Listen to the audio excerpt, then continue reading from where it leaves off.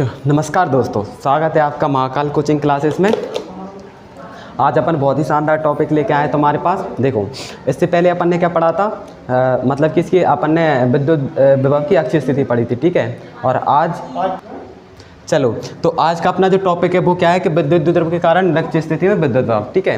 देखो, अपन को विद्युत द्विध्रुव के कारण अपन ने विद्युत क्षेत्र की तीव्रता देख ली अक्षीय और निरक्षीय पर, ठीक है। अब अपन क्या देखेंगे, विद्युत द्विध्रुव के कारण अपन ने क्या देख लिया था कि इसकी मतलब अक्षीय स्थिति देख ली थी। आज अपन निरक्षीय स्थिति देखेंगे। देखो, सारा टॉपिक बड़ी आसानी से समझना।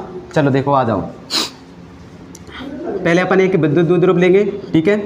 अपन ने ले लिया, कौन सा ले लिया, ए और बी ले लिया, ठीक है। और इसका जो मध्य बिंदु मानेंगे वो अपन क्या मानेंगे, ओ मानेंगे, ठीक है। इनकी बीच की दूरी अपन क्या लेंगे, एल लेंगे, है ना। और इनकी जो टोटल दूरी हो जाएगी वो क्या हो जाएगी अपने पास, 2l हो जाएगी, ठीक है।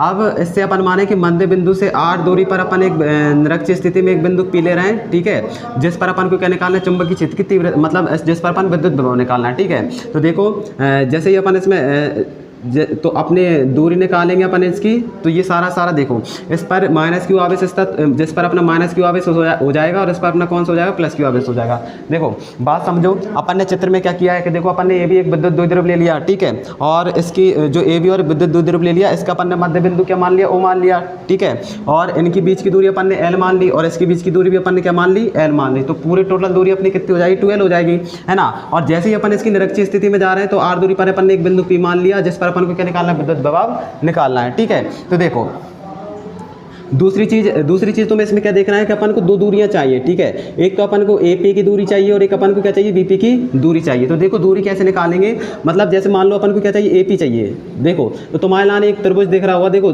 जैसे ही अपन इसकी दूरी निकालेंगे तो अपने पास दो त्रिभुज हैं, ठीक है। एक तो ये वाला त्रिभुज हो जाएगा और एक ये वाला त्रिभुज होगा। तो देखो, अपन AP कैसे निकालेंगे, इसमें तुम पाइथागोरस प्रमेय लगाओगे, ठीक है। मतलब कि इसमें क्या होगा, अपने पास कर्ण का वर्ग होगा, वो किसके वर्ग के बराबर होगा, आधार के वर्ग प्लस लंब के वर्ग, ठीक है। तो इसमें अपना आधार क्या हो जाएगा अपने पास, l, यानी आधार का वर्ग यानी l का वर्ग, और लंब का वर्ग किसका, लंब का वर्ग अपना क्या हो जाएगा, r का वर्ग, ठीक है। लंब अपने पास क्या हो जाएगा, r का वर्ग। तो अपने पास मतलब कि जो इसकी दूरी निकलेगी वो क्या निकलेगी, l स्क्वायर प्लस के r स्क्वायर। जैसे ही अपन इस साइड से स्क्वायर हटाएंगे तो अपना जो कर्ण निकलेगा उस साइड रूट लग जाएगा। तो अपने पास जो क्या हो जाएगा, l स्क्वायर प्लस के r स्क्वायर। मतलब ये देखो कि अपनी जो दूरी निकली है, अपन AP की दूरी निकालना है तो इसमें अपन ने पाइथागोरस प्रमेय से निकाली है। पाइथागोरस प्रमेय से अपन ने कर्ण का वर्ग और आधार का वर्ग निकाला, ठीक है। इसमें अपन से कौन सी चीजें, दो चीजें निकाली अपन ने, l स्क्वायर और r स्क्वायर। मतलब यहाँ से AP की दूरी अपने पास कितनी हो जाएगी, l स्क्वायर प्लस के r स्क्वायर, ठीक है। मेरी बात समझ में आ रही ना। सेम टू सेम कहानी इस त्रिभुज में है, वो ही इसका आधार है, वो ही इसका लंब है। तो सारा इसका कर्ण भी वो भी क्या निकलेगा अपने पास, l square plus r square, ठीक है। ये चीज समझ में आ रही है। देखो, सारा चित्र है। पहले तो सबसे पहले चित्र को लिखना, ठीक है। सारा चित्र बनाओ, चित्र को रटो, ठीक है। इसके बिना काम नहीं चलेगा। दूरी मैंने निकालना बता दिया कि कैसे अपन दूरी निकाल रहे हैं, क्या कर रहे हैं, ये सारा तुम्हें आना चाहिए। अब आ जाओ, अब अपन जो सब कुछ अपन ने जो चित्र में किया है वो सारा अपन इसमें लिखेंगे, ठीक है। कैसे लिखेंगे, देखो, माना कि AB एक विद्युत द्विध्रुव है, ठीक है। जिसका मध्य बिंदु अपन ने क्या माना था, जिसका मध्य बिंदु O है, ठीक है। इनका मध्य बिंदु क्या मान लिया अपन ने, O मान लिया, तथा इनकी बीच की दूरी अपन ने क्या मानी थी, तथा इनके बीच की दूरी 2l है ना। जिस पर माइनस क्यू तथा, ठीक है, माइनस क्यू तथा प्लस क्यू आवेश स्थित हैं, ठीक है। और देखो, तथा जो अपन ने इनकी बीच की दूरी निकाली है वो भी अपन दूरी लिख लेंगे, जिसमें देखो, जिसमें अपना AP हो जाएगा, वो क्या AP होगा, वो क्या होगा अपने पास l स्क्वायर प्लस के r स्क्वायर। और AP के ही बराबर अपने पास क्या होगा, BP, यानी BP भी अपने पास कितना निकाला अपन ने, l स्क्वायर प्लस के r स्क्वायर, ठीक है। अपन ने दोनों की दोनों दूरियां निकालनी। देखो, AP अपने पास l स्क्वायर r स्क्वायर हो गया, BP भी अपने पास l स्क्वायर और r स्क्वायर हो गया। देखो, ये सारी चीजें जो अपन ने चित्र में की है वो सारा अपन ने इसमें लिख दिया। अब देखो, ये इतना नोट कर लो सही से, है ना, जल्दी से नोट करो सब। आ जाओ, अब देखो, अब सारा जो अपन ने चित्र में किया था वो सारा अपन ने लिख दिया, जिसमें अपन ने AP और दूरी निकाली और ऐड करेंगे, जिससे, ठीक है, जिससे r दूरी पर कौन सी स्थिति में, निरक्षीय स्थिति में, जिससे r दूरी पर निरक्षीय स्थिति में एक बिंदु क्या है अपने पास, एक बिंदु P है, जिस पर हमें विद्युत विभव ज्ञात करना है।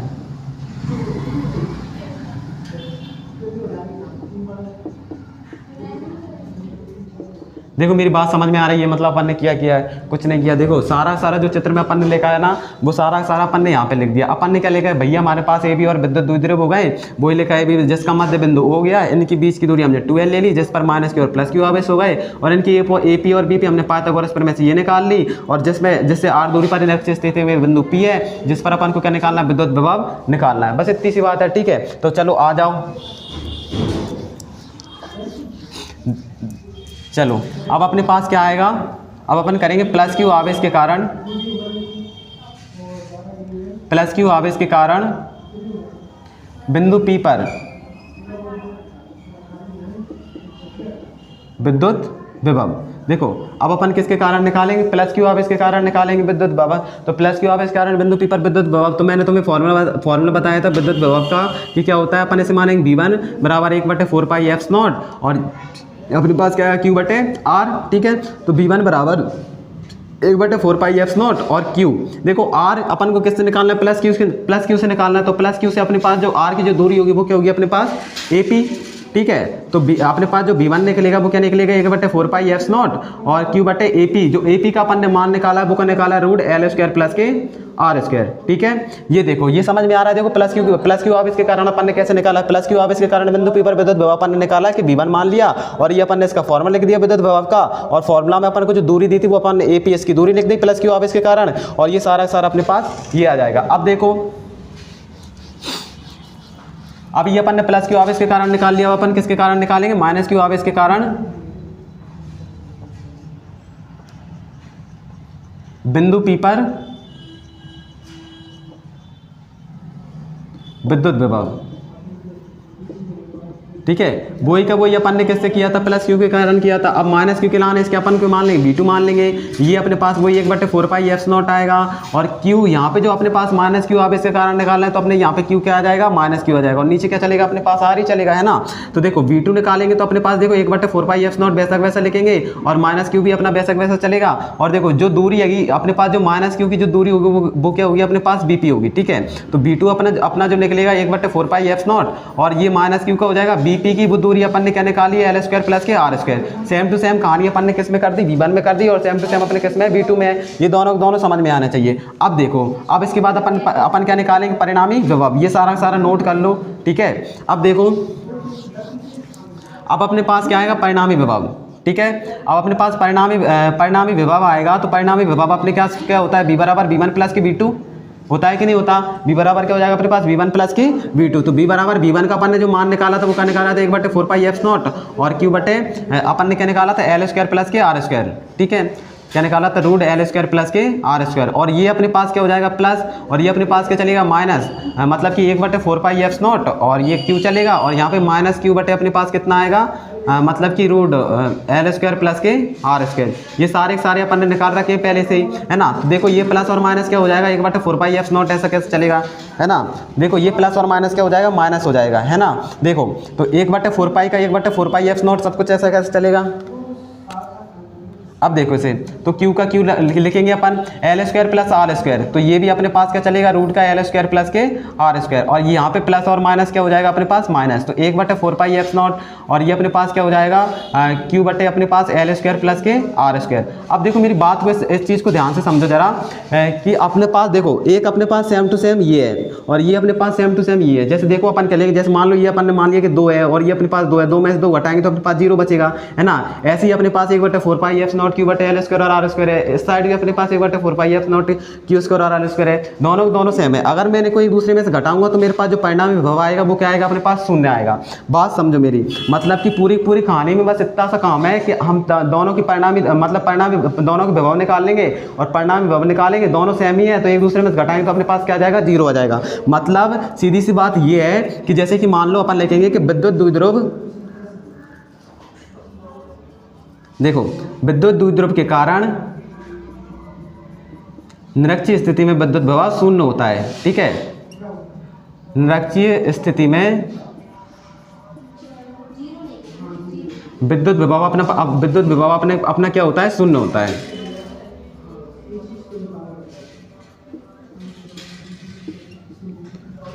देखो ये चीज़ समझ में आनी चाहिए, है ना। देखो इसमें कोई समस्या वैसे नहीं आएगी। और देखो तुमने पहले की वीडियो नहीं देखी ना, उन्हें जरूर देखना। सारा जो पूरा चल रहा है ना अपने पास, पूरा बेसिक वो अपन पहले सी वीडियो से ले रहे हैं ना। तो ये आना चाहिए। मान लो कुछ नहीं करना, वो ये विभव का फॉर्मूला लगाना है, सारा कर लेना, माइनस कर देना, घटा देना, तुम्हारा आंसर आ जाएगा। ठीक है, वीडियो को देखो, सारा नोट करोगे जब तुम्हें समझ में आएगा। ठीक है, बात सिंपल सी ये है। अगर तुझे ये सीखना है ना तो इसे करना है घर पे, एक बार में नहीं आएगा तो 2 बार कर लेना और पर आ जाएगा। बड़ा सिंपल ही है ना। और कल अपन अगले टॉपिक में मिलेंगे। Thank you.